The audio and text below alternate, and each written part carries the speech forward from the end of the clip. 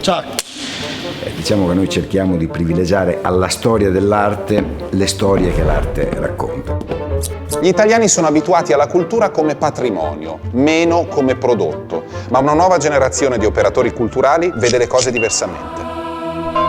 Cioè noi dobbiamo comunque sempre immaginare la parte economica legata ai beni culturali. Mettere su gambe industriali la creatività.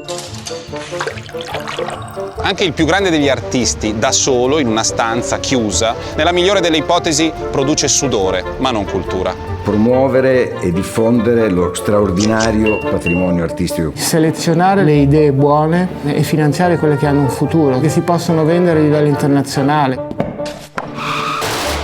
La cultura è il carburante per il domani. Questo settore sta come il resto del paese, ce la può fare, ma non è detto che ce la farà.